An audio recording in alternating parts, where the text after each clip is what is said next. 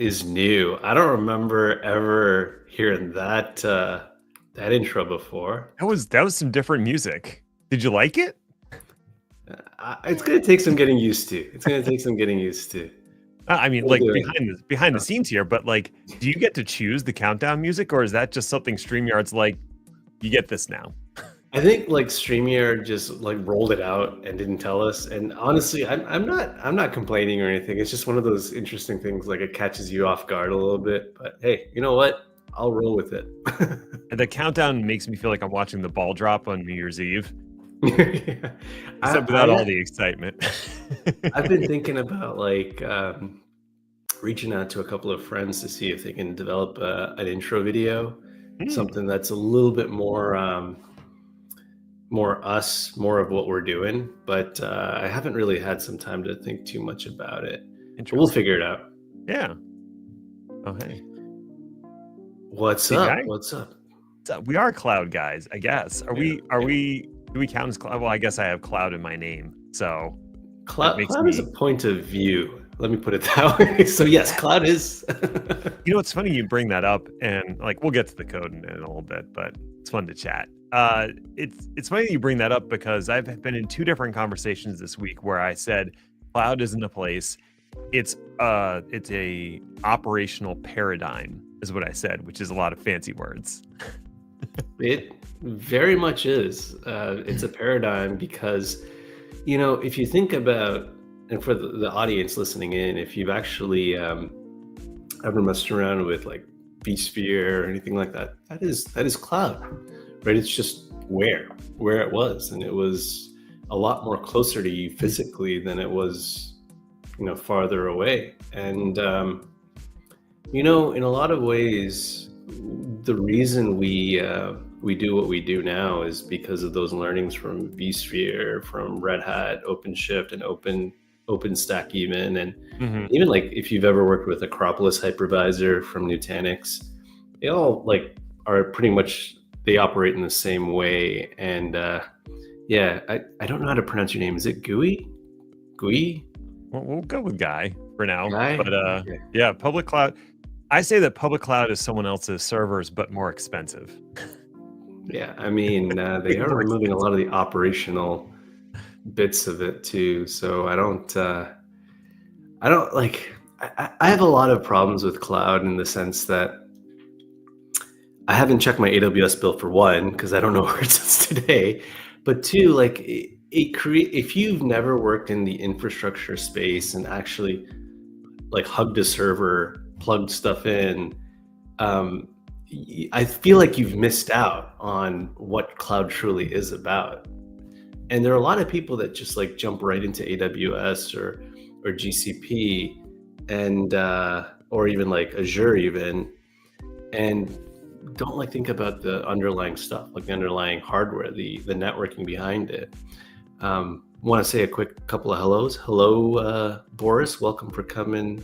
Thank you for coming by. Why am I saying welcome?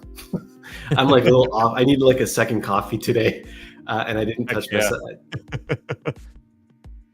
And hello to Andrew. Thanks for coming along for the ride. Oh boy, Andrew has entered the chat. Look out, everybody. You know, I want to shout out to Andrew because he's been putting out some really great AI content as well. I mean, heck, he developed I think 20 or 30 hour AI boot camp, like generative AI boot camp for free. Like that, 20 to 30 hours of content is not something that someone just whips up overnight. No, I don't take that lightly at all. Yeah. And it's like, if you go to Free Code Camp right now and look up Andrew Brown, he's probably got one of the top courses out there for that. For And sure. he's running a boot camp too, if I'm not mistaken. So And he's lurking in our live stream. Look out. You are everywhere, yeah. Andrew. Hello, Sophia. Thanks for coming along for the ride. So should we talk about where we ended off 2 weeks ago? Because last week Yeah. you and I were Yeah. traveling. Yeah. Well, where did you travel to last week? What were you up to last week before Oh, we get sure. into the Yeah, I code? went to Cloud Field Day 22. Oh, nice. If you're for viewers, Cloud Field Day is part of Tech Field Day, which is an interesting concept that was put together by Stephen Foskett. It's essentially he selects 12 delegates, audience proxies, to come and attend a field day event, and 5 to 6 vendors present over 2 days. And the delegates are there to ask questions, be annoying, pry into the things that the presenters would rather gloss over. Like, it's not meant to be combative, but it is meant to be like less of a straight up marketing exercise and more of a, we're practitioners. Let me ask a question like about how you do stuff, and does your product actually do what you say it does? And the whole thing's live streamed and recorded, and then it gets published on the Tech Field Day page and on YouTube. So I was there to be a delegate for 2 days, and it was intense. Always is. So what is it like being a delegate, and how does one become one? Being a delegate is great. You're treated like a extra special guest because they fly you there. Your meals are paid for, and the vendors usually give you some amount of swag. Nothing great, nothing more than what you get at a conference. But it's intense in the sense that you have to actively listen to the presentations for 2 hours, write about them. Well, you don't have to, but most of us will blog or create some kind of content around the presentations. And there's just a lot of, because you're with 12 other people who are heavy into the cloud space or whatever the topic is, you have these really interesting conversations on the side as well. So just mentally, it's a very busy 2 days. If you wanted to become a delegate, you can go to techfieldday.com and they have a become a delegate link, and you can pitch why you think you would make for a good delegate. That's honestly, I thought about doing that too, but you can't work for a vendor, so there is that restriction. That's the other thing too. Like, when I was independent for a bit last year, I totally could have pulled that off. But I work for a vendor now. I work for Kong, and that's where I was last week. I was actually out at Kong offsite, and we had our sales kickoff. And for being in professional services, normally we wouldn't get invited to these kinds of events.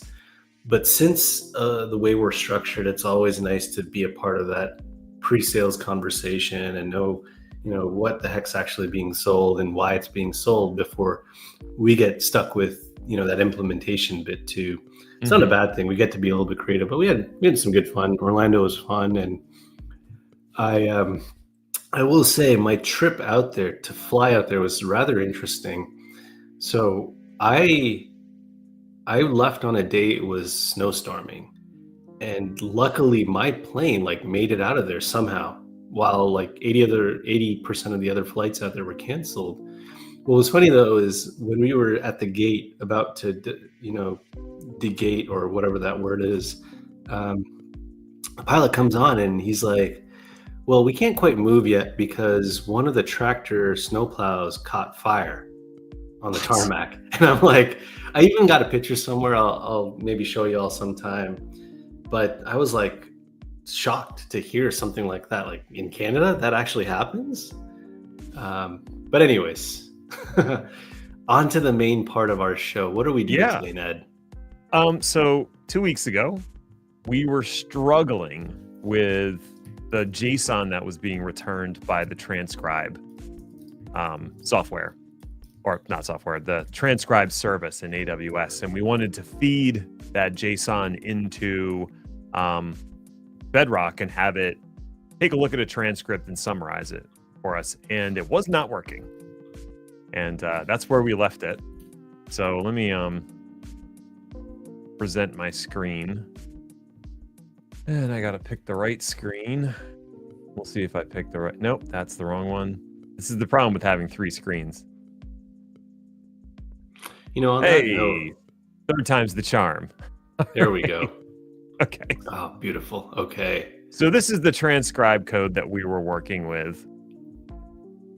And I actually figured it out.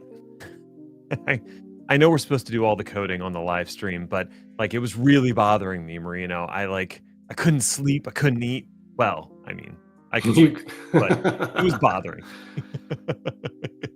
So what I did was I added a couple lines to here. So here's the transcribe method.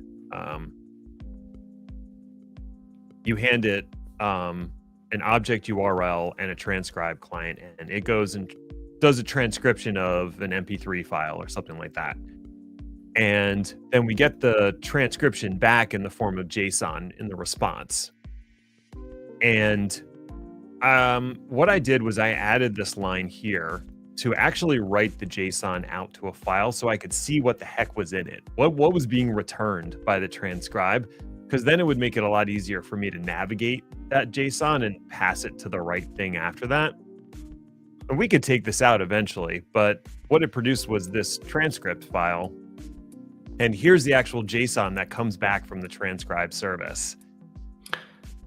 Are you able to zoom in a little bit on your terminal, Yeah. if you don't mind? Is that better? Yeah, that's good. That's good. I think if I go any bigger, I won't be able. Well, No, that might be too much. that's perfect. Okay. Yeah.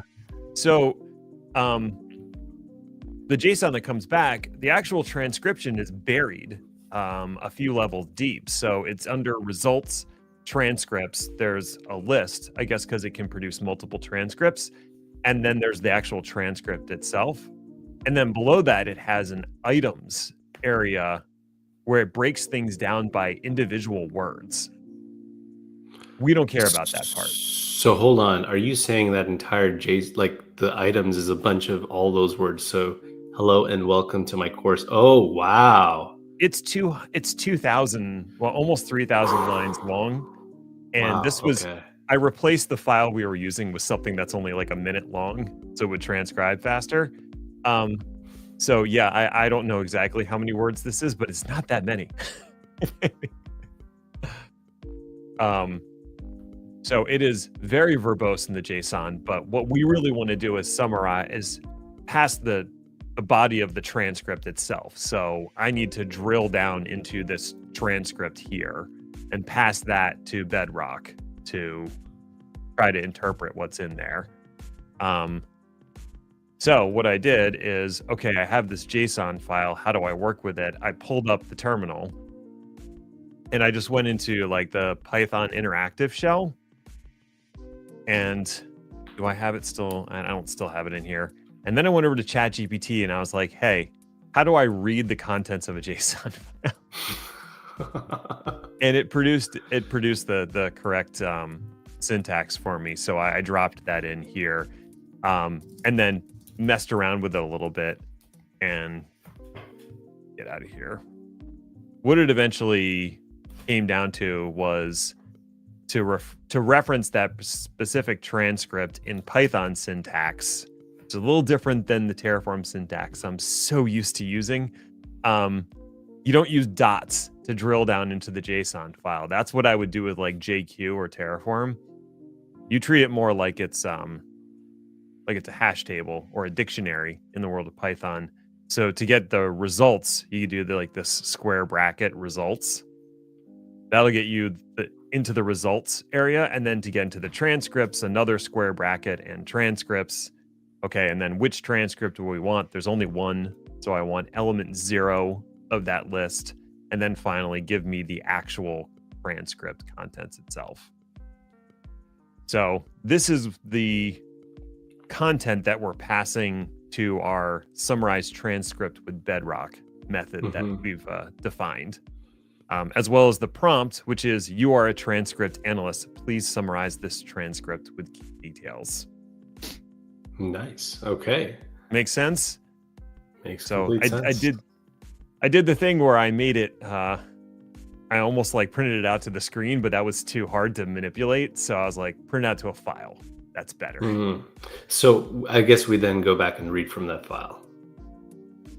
We don't even have to read from the file. The actual data is still sitting in this transcript data variable. The only reason I put the file thing in there was so I could see what was in the file and know how to reference the correct element of the file, of the JSON, because it was so long and verbose, it was impossible to like print it out to the screen and see what was happening. So actually, this print transcript data is totally useless because it's almost 3,000 lines of JSON. Like, which we don't need. Yeah. I don't know what to do with any of that.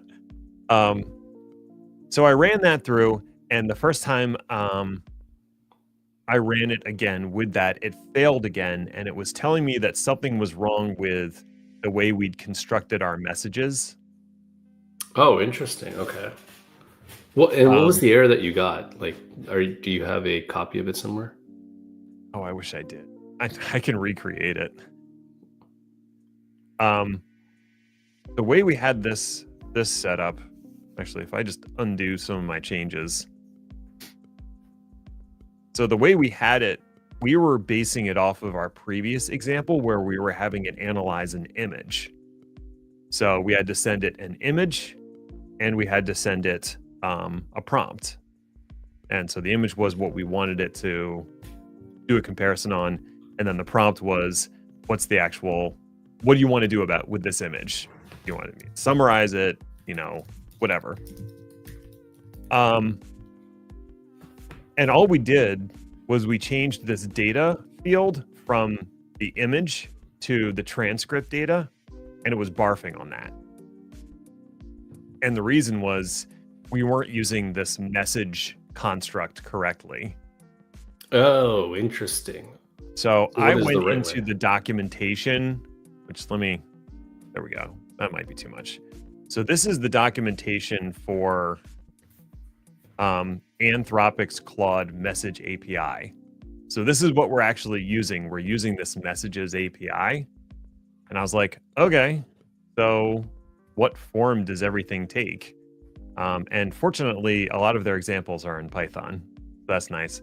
But this is what we were doing, which was like, we had it set to type image, and then we had a source where we were like taking a base 64 encoded version of the image that we were sending. And we tried to just turn this into type text and leave the source in the data. And that's not how that works. If you just want to give it text, you change the type to text, and then instead of source, the argument is text. So let me ask you this. If the argument is text, where is it going to pull that from? Or how is it going to pull that from? It's going to pull it from whatever you supply here. So you could either put a literal value in here for the text, or you could put a variable that's holding text. Right. Okay. So either one's fine. So this was just, the JSON was wrong, essentially.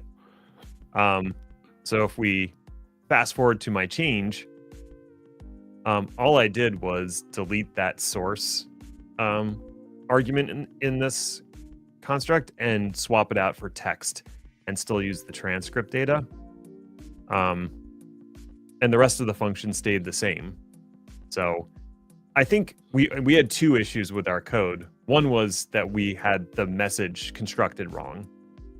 And two was we were sending that entire JSON blob, which was way too much information that it couldn't really make sense of. So even if we'd fixed this, we probably would have gotten nonsense back from the prompt.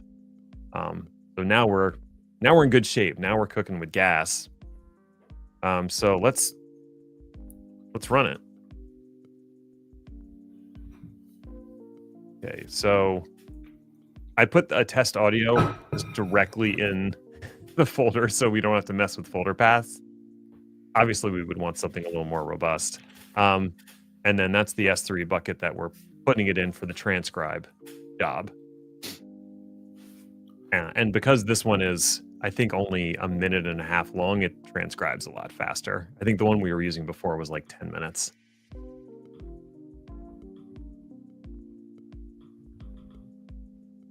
So when it finishes transcribing, that message should change.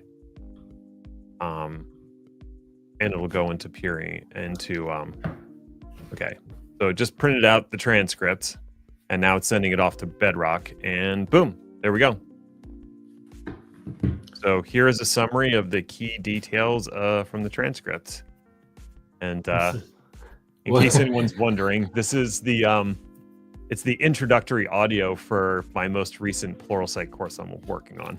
So it got your last name wrong. Of course, everything gets my last name wrong. There's never a chance. I'm sure you have the same problem. Oh, very much so. I mean, I get Mario, I got Martino, I get Mariano. So no, Oh God, I feel, just your first name, yep. let alone the last name. At least they get the first name right most of the time. People don't. People call me Nate all the time, and that's a whole other story. But yeah, but other than that, yeah, I mean, it nailed it. This is what is in that audio clip. So this is an introductory course on Vault tokens for the Vault Associate version 3 certification exam. Yep. That is cool. That is really cool. How long was the audio, by the way, that you fed into this? The exact duration, that is a good question. So I asked this because as much as I'd love to feed like a 60-minute audio clip into this thing, I think the system might like throw up. So the length on this was 1 minute and 23 seconds. Okay. I think you could put however long of a thing you wanted into there, but you might want to make the process a little more asynchronous at that point. By which I mean you submit something to transcript and then you poll for when it's done asynchronously and do something else in the meantime. This seems like it would be a good idea to farm this out to like Lambda and let it handle the actual submission and checking to see whether or not the transcript is done. Okay, I am trying to log into my AWS account and trying to see some stuff here, but it looks like it's going to give me a hard time. You just want to see how much you've spent with all this transcription. That's part of it. That's part of it. It's just I actually wanted to see the job itself, and I realized that hold on. I don't know what my pin is. All right. Well, I mean, while you're looking at that, I think the next logical portion of this is we've proved out that we can take an audio file, a podcast, let's say, because that was the original premise. Take a podcast, we can upload it to the transcription service, get a transcription, and then have it submit that transcription to Bedrock to summarize it. So that's a really good start, but I probably don't want to run this all locally. So I guess like maybe the next step in this is to do this within a Lambda instead.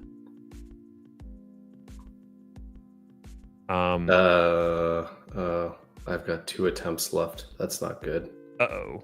Don't lock yourself out. You trying to figure out which authenticator code it is? Well, my issue was that the system I was previously using that stored this info was I sold it to a friend. I didn't think about the implications of not being able to log in or not log in with my let's see if I can use my Pixel 8. It's telling me it sends me a notification, but I'm not seeing any notification here. I might have to call into AWS at some point. Okay. But that's okay. I don't have to do that right now. Are you able to log in? You should be able to log in AWS with your account credentials, right? You gave me an access key and secret key, which you can't log into the portal with. At least I don't think you can. So I could do stuff at the CLI level, but I don't think I could do anything at the portal or the console level. I might just need to do this. It's going to call me right now. Okay. It's going to be like, hello. So if I was going to move this to Lambda, and maybe this is kind of where we need to draw things out a little bit. Like, what are the components that Lambda would need access to? I'm gonna stop sharing for a second. So what are the components that Lambda would need access to accomplish the first goal, which is transcribe a file from an S that is in an S3 bucket using the transcribe service? I think it would need access to the S3 bucket. So we'd have to set up an IAM policy that allows the Lambda to monitor that S3 bucket for when a new object hits it, and then read that item into Lambda, and then it would need access to the transcribe service to be able to submit and check on a job. So I think that's maybe the next thing to do is start working on that Lambda. I can't hear you. You're on mute. I am muted because I realized that I've got a double mute going on, but I think I'm now kind of partially in my account. Okay. But it's actually asking me to do an authenticator setup, so that I don't cause problems for myself in the future. Now I have it on my... Don't make more problems for yourself. Yeah, that's what I'm trying to avoid doing. Wait 30 seconds and I have to enter a second code. So how about we do this before we get to the Lambda stuff? Sure. Where do we start to break out this code and send half of it to Lambda, or could this entire thing run as a Lambda function? That's a good question. So actually, I just took that down. Let's put it back up and look at the code. What do we actually have in here? We've got an upload to S3. We've got a transcribe. So that's like right here, our upload to S3 method. We've got a transcribe file, which is invoking the transcribe service. We've got our main, which is in a weird spot. And then we have the summarize with bedrock method. So we've got like 3 methods here that could potentially be moved to Lambda. And then we've got a main that's like driving the coordination between those 3. I think uploading to S3 is something that still happens locally. So I finish recording a podcast, I do the editing, and now the file's ready. I'm going to upload it to this S3 bucket. That's where I think the local portion of the execution stops. Right. And then ideally, I would have a Lambda watching that bucket for new items. And when a new item comes in, it takes that new item and sends it over to be transcribed. And so that would be our second function here, the transcribe file method. I keep saying function and method. I'm going to use those interchangeably. I'm sorry to all the Python purists out there that are like, no, it's not called that. So I think transcribe file would be one Lambda that is responsible for sending off the transcription job. I don't know if that same Lambda would be the one that's also responsible for polling the transcription and then sending it off to the bedrock to do the analysis, or if that would be a second Lambda. You could probably go either way with it. And right now, the results are just being printed to the screen, but we would probably want to write those transcription, bedrock results to somewhere, whether that's writing the results out to S3 or something next to the object that was transcribed. So I think what I really want is like, I want you to transcribe, write the transcription to the S3 bucket, and then do the bedrock analysis and write the results of that back to the same S3 bucket. So at the end, I've got my podcast file, the transcript, and the analysis all there. And the analysis is basically just the summarized version of your podcast. Yeah. So, okay. That's really cool. Side note, man, this bill's going to be really expensive for me. I'm just $1.29. So cheap, $1.29 is how much we've billed so far with AWS services. So No, actually, it's so most of that's gone to Amazon Transcribe. Like it's like $1.14. Oh, by the way, this is Canadian dollars, just so y'all are aware. So that's probably like pennies for the Americans out there, given our I have current no exchange. idea what the what the conversion rate is these days. It is not favorable for Canadians at the moment, but that's another story. But in any case, it's the thing that I was looking at is so Amazon has their free tier, and you can transcribe up to 3,600 seconds. So that's like 60 minutes of transcription, I think, right? Yeah, 60 Yeah. minutes. And we've like maybe exceeded that a little bit. And even then, like it's not a significant amount that we're going over by. So, all right. Okay. So we're gonna go to Lambda now, right? I mean, that's the idea. That's what I'd like to do. Okay. So would you want to share? Do you want me to share? Well, do you want to try to build it through the console first or build it with Terraform? I would like to see how you do it with Terraform. Okay, let's give it a try. We'll see what happens. All right, so I've been messing around with this, which is like the chat version. Mhm. And I've been using the Claude Sonnet 3.5 instead of was it chat GPT 4.0. I've had better results with Claude. So I'm gonna stick with that. So I think I'm gonna close the transcribe just so it's only looking at this. So create a Lambda function that launches S3 bucket in dot file and triggers when a new object is added.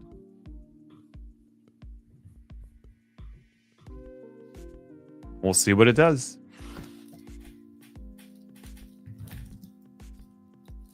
All right, we're generating edits. Now this won't actually. This isn't going to write the actual function for us, but it'll write the rest of it.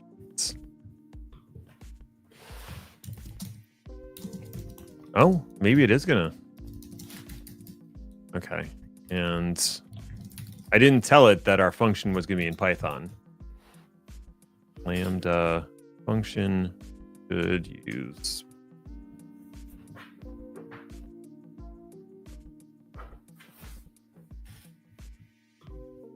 It assumes you're using JavaScript for your Lambda functions if you don't tell it. That's probably why. So you actually have to communicate to the system, give me Python. Yes. All right, I am going to accept what it just gave me, and let's take a look at what it created for us. So this is the Terraform we already had that was creating the S3 bucket that we've been using to put our files in.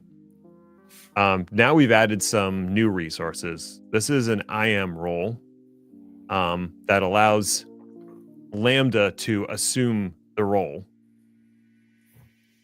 This S3 notification Lambda role. So all this does is say Lambda is allowed to assume this role, but we haven't actually defined a policy for the role yet. So far the role has no permissions. It's just letting Lambda do it. And now we have a role policy. And what's this allowing? It is allowing for S3, get object, and also create log group, create log stream, put log events. So I think that is how it's actually able to monitor the status of whether an object has been created in S3. And under the resource, it's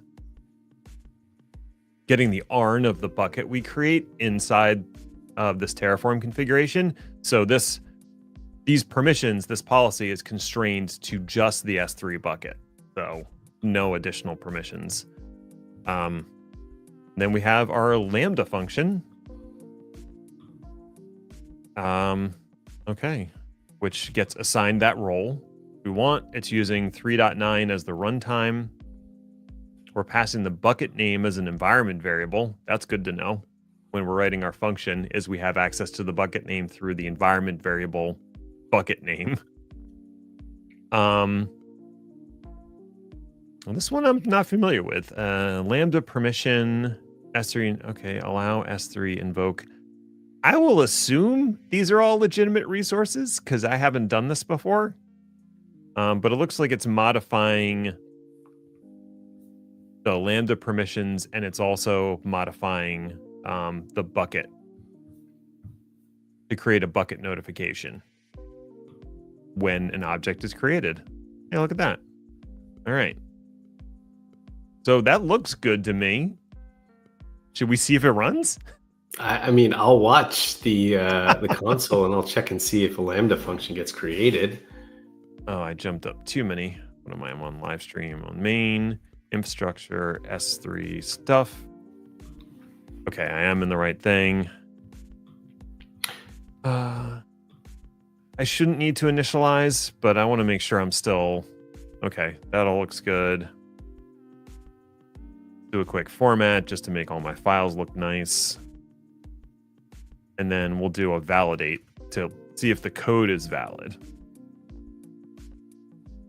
This doesn't guarantee it's going to work, but from a syntax standpoint, apparently the code is valid. All right, so let's do a Terraform apply. Should I do auto approve and just like YOLO it? Why not? Now I'm going to do an apply, and we can look at the plan before we apply it. I don't want people to get the wrong idea about using Terraform. Don't YOLO. Uh-oh. Okay, so it's going to add 5 things, and there were 5 resources. All right, let's go. Let's do it. Oh, it does say something about the file name is lambdafunction.zip. That file doesn't exist as far as I know. Oh, interesting. Where did that come from? That's just something it generated, eh? It also generated this. Oh, this is interesting. I'll kick this off. Sure, go do your thing. And it failed. Why did it fail? Because the zip file doesn't exist. It's exactly what I thought. So this is interesting.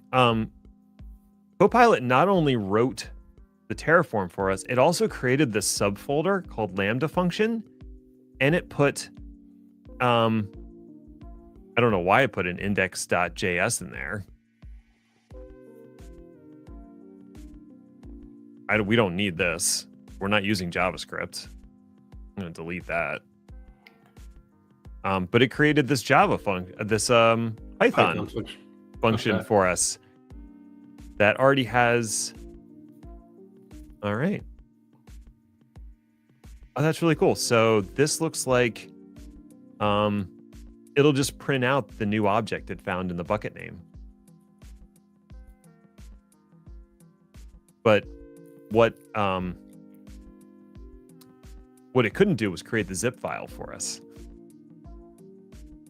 So let me find this in the file explorer, and I'm just going to zip it up real quick. So we now have the zip file. Compress to zip file. Okay, lambda function.zip. That is the name, right? Lambda function.zip. Yep. Okay, so now in theory, because the file exists, it should be able to create the Lambda function. So what is supposed to be contained within that Lambda function.zip? It's just an empty file? An empty zip file or folder? No, it has... oh, sorry. So I just zipped up the Lambda function folder into a zip file. I did that on my other screen because that's where the file explorer opened. Got it. Okay. But yeah, if you looked inside that Lambda function.zip, can't open it there. Bring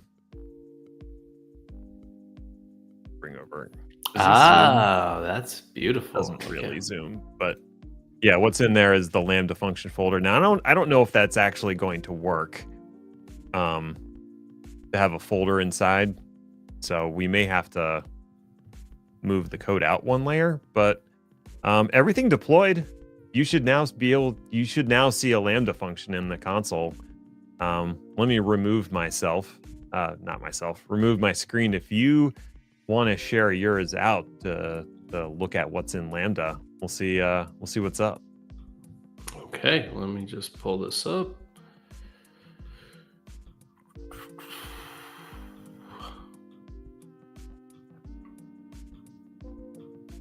Nothing. You don't see any Lambda function? Nope. Nothing here. Oh, maybe I'm looking in the wrong region. What region did you? It should be CA Central. Oh, there it here is. It is. There S3 it is. notification handler. Yep. Okay. Now, right now, we haven't added anything, so I don't know if it has triggered yet. So we've got to go in and drop something in there. Okay. We got to drop something in that S3 bucket to trigger it. See this magic happen. You want me to do that? Yeah, I'll add you back to the stage. Okay. All right. Oh, you did that. Okay. Cool. I'm gonna go into our Python examples, and I'm just gonna run the script again,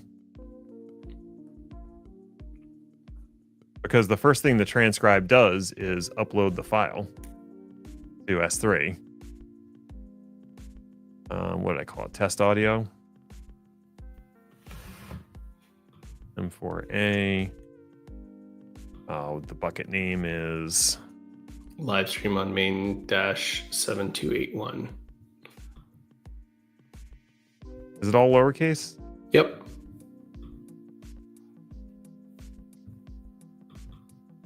Okay. It should have just hit the S3 bucket. So if you want to switch over, whoa, infinite regression. Let's see. What should I see here?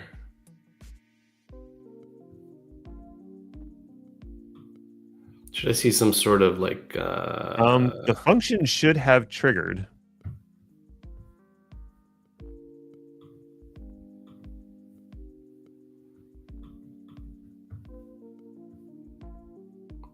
Did we have to add a trigger or something of sorts? Done it on its own. Go to the code tab. I just want to make sure the code's actually there. Yeah, the code's there. This feels like in AWS VS Code editor right here. It kind of is. Oh, this is so wild.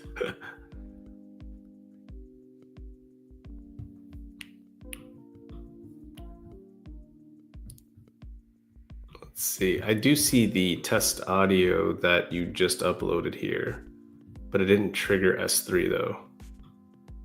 Or sorry, it didn't trigger this Lambda function. Or maybe I got to refresh. No, I'm not seeing anything here.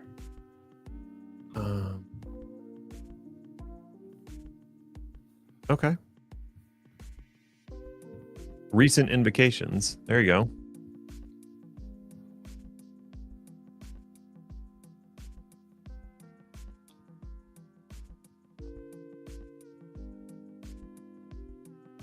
Is there like a standard out in there? Not that I can see. I think that's it. Go back. Go back to that invocation. Well,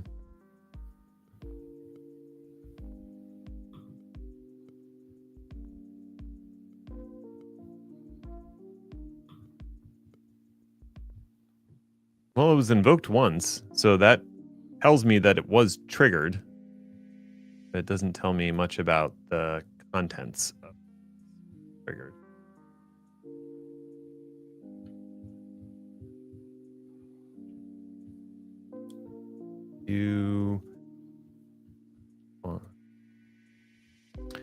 Well, hey, let's go back to what's in the actual function. that it created for us. What is it doing? It returns status code 200, and we should see successfully processed S3 event. So if it does trigger successfully, there should be a response with that status code, and it should print a few things. Now, where does that print actually show up in the console? I don't know. I am unsure. Okay.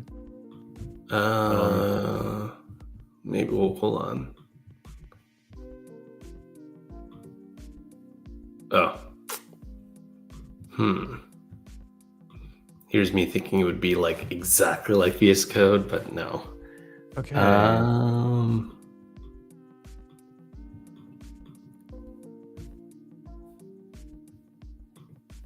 Lambda developer guide.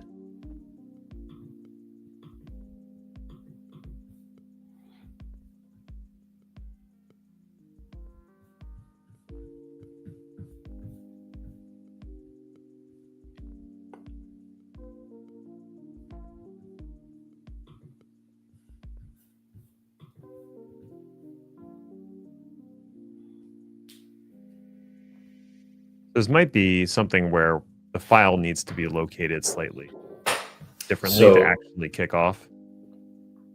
So once the file gets uploaded, the zip file, it gets unzipped, but I'm guessing that the unzipped file has to be, can't be in a subfolder. Let me find out. Lambda, why am I hiding what I'm doing? That's silly. That's not the point of this. Let's ask ChatGPT.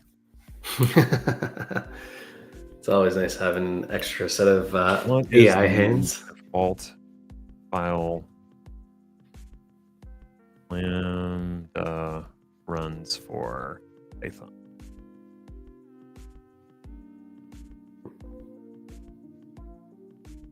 Meaning the handler function specified in the function. Default.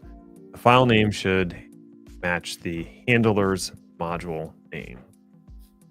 If your handler is set to Lambda handler, then the deployment package should be function inside function. Okay.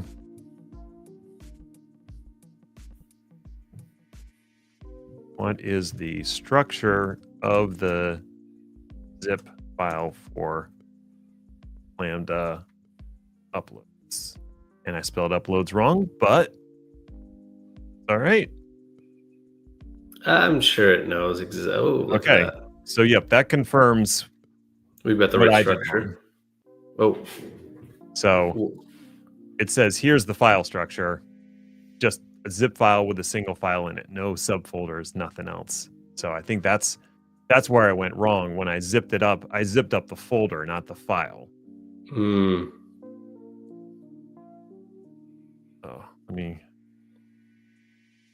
File Explorer. And this time I'm going to do this. Press 2 zip file. Okay, cool. Let's delete this one that has the function in a subfolder. And I'll just move this back out to the main folder. And I guess we're gonna have to do another Terraform deployment. Oh, that was wrong. Too many folders up. Infrastructure S3. Like this is hard to read. There we go. Maybe that's a little better. Let's see if just because I changed the zip file, it's probably not going to replace the Lambda function. So I'm probably going to have to force that.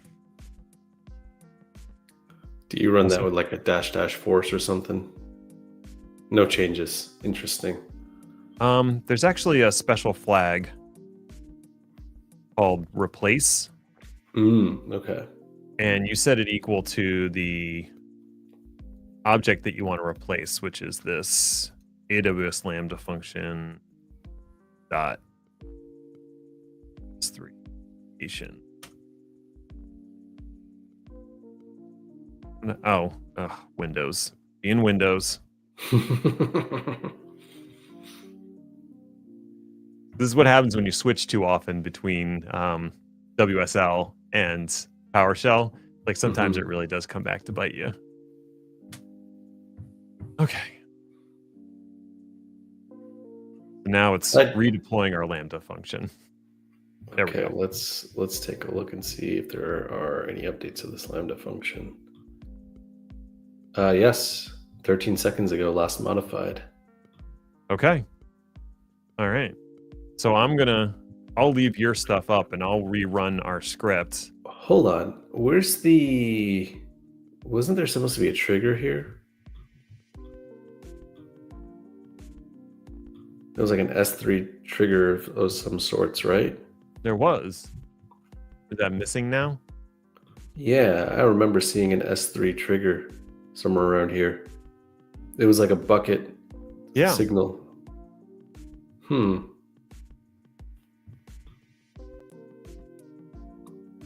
What changed?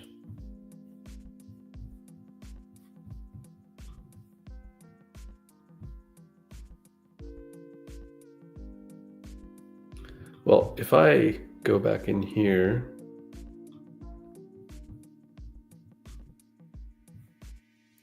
and do a put, actually, no, I'll just do that. Livestream on main. Recursive invocation. Configure. Cannot share a common event type. Configuration overlaps. Interesting.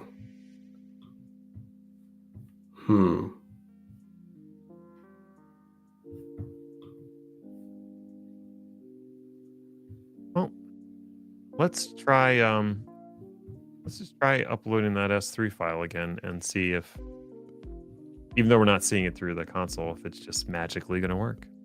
Okay.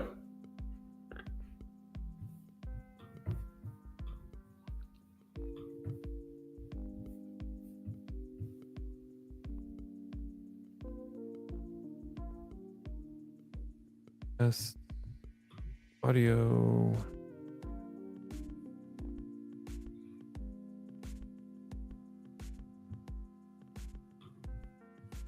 Was it live on mainstream?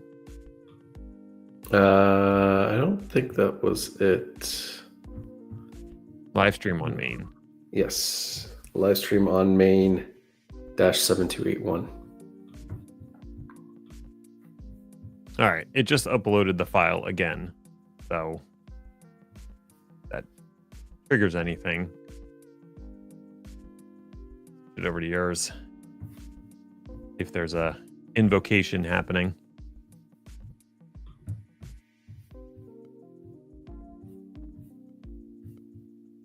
I do see some interesting stuff going on there, but I don't see a recent invocation. The last one that happened was at the 47-minute mark. So it is definitely missing a trigger of sorts. Okay. And if I type in S3, I only have one option.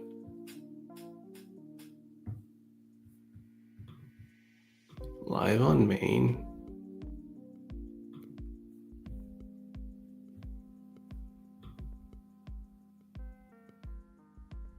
I think you might have to table it for today.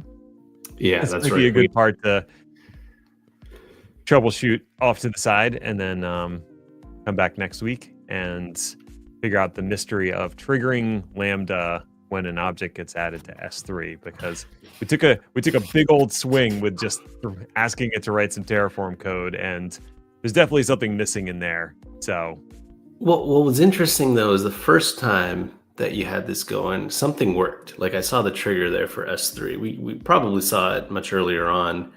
I'm not sure what changed so that prevented it from showing up. But anyways. Well, before it didn't have the handler code, so it just had the triggers that we'd set up, and somehow adding the handler code like killed the trigger. And I'm Mhm. wondering if I have to redeploy those resources because we replaced the Lambda function. So that probably cleared out the associations. We might have to Mhm. reapply those resources. So I should add some dependencies so that every time you replace the function, it also replaces that notification. But yeah, unfortunately, I have to jump on a call in 3 minutes. So I think that's going Same. to do it for this week. Same. Whew. Well, thank you so much, Ned. I think next week we'll dig a little bit more into Lambda functions. I think we should start off by trying to create a simple function, trigger it, just Okay. understand that flow, Hmm. and then we can reverse engineer that back into our Terraform. Okay. Awesome. Sounds good to me. All right. Well, All right, thank you everyone. everybody for tuning in. And Sophia, thank you for the compliment on the lights. I Yeah. like them too. All right, everyone. Cheers. Have a good rest of your weekend. We'll see you next week. All Bye. right. Bye.